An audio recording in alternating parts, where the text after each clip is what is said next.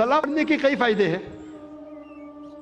सबसे पहले सलाह ना ही आपको रूहानी दवाई देता है, जिस्मानी भी अल्हम्दुलिल्लाह फायदे पहुंचाता है। ना ही रूहानी फायदे सलाह पढ़ने से, जिस्मानी फायदे भी है। सबसे पहले जैसे मैंने कहा कि आपका ईमान बढ़ता है। अल्लाह ताला फरमाते हैं कुरान मजीद में सूरह अनफाल में सूरह नंबर 8 आयत नंबर 2 में, वो मोमिन हैं जो जब अल्लाह का नाम सुनते हैं उनका दिल कांपने लगता है, और जब अल्लाह के निशानियां सुनते हैं उनका ईमान बढ़ता है और अल्लाह में और ईमान रखते हैं। अल्लाह ताला फरमाते हैं सूरह फातिहा में सूरह नंबर 1 आयत नंबर 5 से 7 में, इय्याका नअब्दु व इय्याका नस्तईन, हम तुझी से मांगते हैं और तेरी इबादत करते हैं। इहदिनस सिरातल मुस्तकीम, हमें सीधा रास्ता दिखा। सिरातल लज़ीना अनअमता अलैहिम गैरिल मग़दूबि अलैहिम वलद्दालिन, वो रास्ता जिन लोगों पे तूने इनाम फरमाया और वो लोग जो भटके नहीं हैं। सलाह से हमारा ईमान बढ़ता है, सलाह से जिंदगी में डिसिप्लिन पैदा होता है। जो हम जिक्र कर रहे थे डिसिप्लिन के बारे में, सलाह पाबंदी से हमें वक्त पे अदा करना चाहिए। और सबसे बेहतरीन मिसाल जो मैं देखा हूं मेरी जिंदगी में वो है सऊदी अरेबिया। सऊदी अरेबिया में आजान पूरे शहर में एक वक्त होती है, 1-2-3 मिनट का इधर उधर, लेकिन एक साथ होती है। जब आजान होती है सारे लोग अपना काम धंधा बंद करके फौरन नमाज पढ़ते हैं।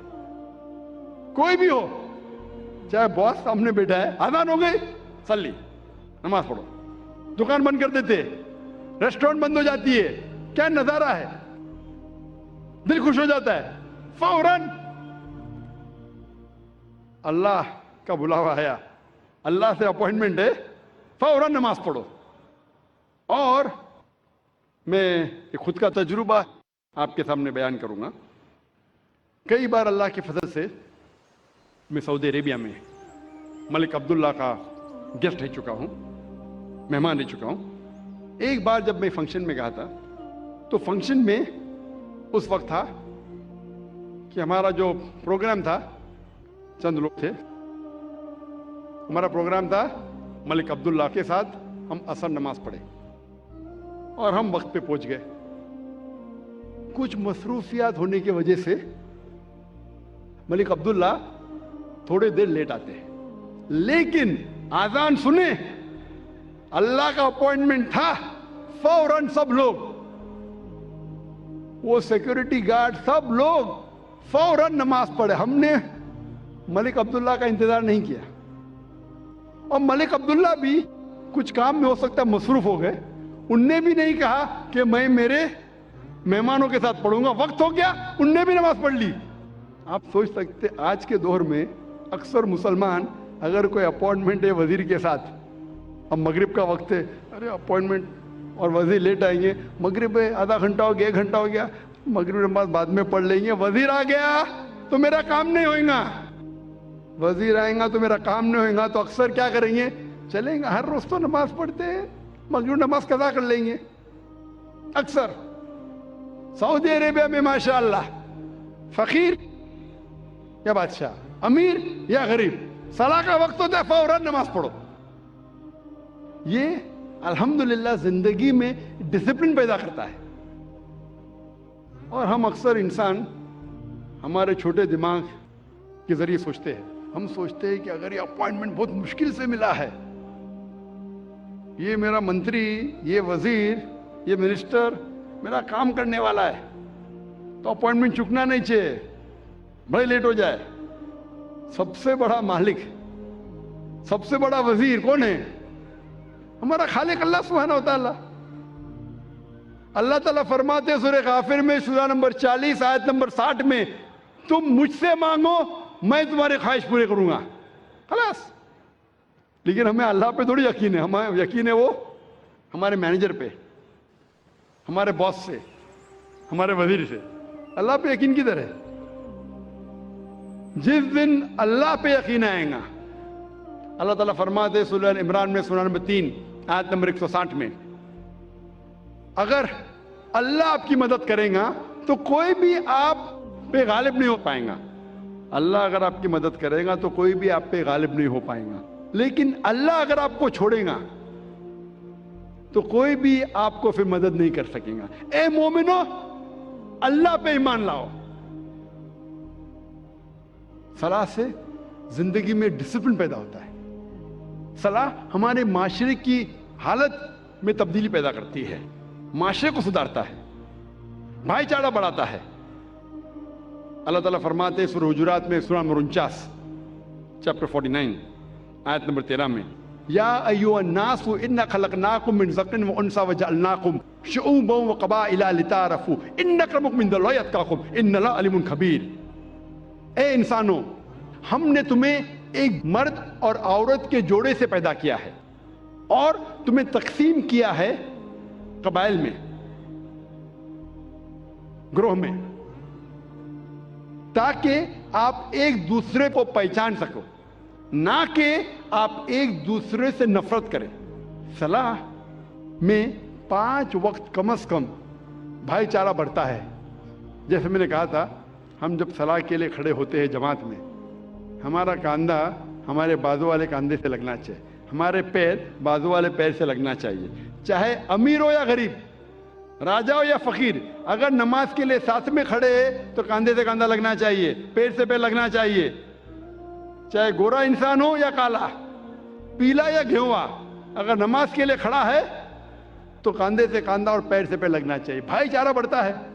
اللہ تعالیٰ فرماتے ہیں قرآن مجید میں، سورہ ھمزہ میں، سورہ نمبر 104 آیت نمبر 1 میں، وَيْلٌ لِّكُلِّ ہُمَزَةٍ لُمَزَةٍ، لعنت ہے ہر قسم کے غیبت کرنے والوں پر. اللہ تعالیٰ فرماتا ہے سورہ حجرات میں، سورہ نمبر 49 آیت نمبر 11 اور 12 میں، کہ آپ میں سے آدمیوں کا ایک گروہ دوسرے پہ ہنسنا نہیں چاہیے. ہو سکتا ہے کہ وہ لوگ آپ سے بہتر ہے. آپ لوگوں میں سے ایک خواتین کا گروہ، عورتوں کا گروہ دوسرے پہ ہنسنا نہیں چاہیے. ہو سکتا ہے کہ وہ آپ سے بہتر ہے. آپ ایک دوسرے کو غلط نام سے مت بلاؤ، برے نام سے مت بلاؤ، ایک دوسرے پہ شک مت کرو. کئی بار شک گناہ ہے. ایک دوسرے کے بارے میں پیٹھ پیچھے غیبت مت کرو. کیا آپ اپنے بھائی کا مرا ہوا گوشت کھانے کے لیے تیار ہے؟ اس آیت میں اللہ تعالیٰ کہتے ہیں کہ اگر آپ غیبت کریں گے تو اپنے مرے ہوئے بھائی کا گوشت کھانے کے برابر ہے. جیسے میں نے پہلے کہا تھا مرا ہوا گوشت کھانا حرام ہے، یہاں مرے ہوئے بھائی کا گوشت کا ذکر ہے جو کینیبل ہے. کینیبلز مطلب جو انسان دوسرے انسان کو کھاتے ہیں، اسے کہتے ہیں انگریزی میں کینیبل. کینیبل بھی دوسرے انسان کو کھاتا ہے لیکن اپنے بھائی کو نہیں کھاتا. اللہ تعالیٰ فرماتے ہیں اگر آپ غیبت کریں گے تو اپنے مرے ہوئے بھائی کا گوشت کھانے کے برابر ہے. ڈبل گناہ. آپ بالکل اسے پسند نہیں کریں گے. صلاح میں معاشرہ سدھرتا ہے اور حقانیت بڑھتی ہے. اللہ تعالیٰ فرماتے ہیں سورہ عنکبوت میں، سورہ نمبر 29 آیت نمبر 45 میں، اتلو ما اوحی الیک من الکتاب واقم الصلاۃ ان الصلاۃ تنہی عن الفحشاء والمنکر. وہ آیت کی تلاوت کرو جو اللہ نے نازل کیا اس کتاب میں، اور صلاح قائم کرو. بے شک صلاح فاحشی اور برے کام سے روکتی ہے. اللہ تعالیٰ فرماتے ہیں سورہ اسراء میں، سورہ نمبر 17 آیت نمبر 81 میں، وَقُلْ جَاءَ الْحَقُّ وَزَهَقَ الْبَاطِلُ إِنَّ الْبَاطِلَ كَانَ زَهُوقًا. کہو کہ حق آ چکا ہے اور باطل ختم ہو جائے گا. باطل ختم ہونے کے لیے پیدا ہوا تھا. حق کی بات کرو، حق سے مت ڈرو. اللہ تعالیٰ فرماتے ہیں سورہ بقرہ میں، سورہ نمبر 2 آیت نمبر 42 اور 43 میں، کہ آپ حق کو جھوٹ سے مت بدلو، اور جب آپ حق کو جانتے ہیں تو حق کو مت چھپاؤ.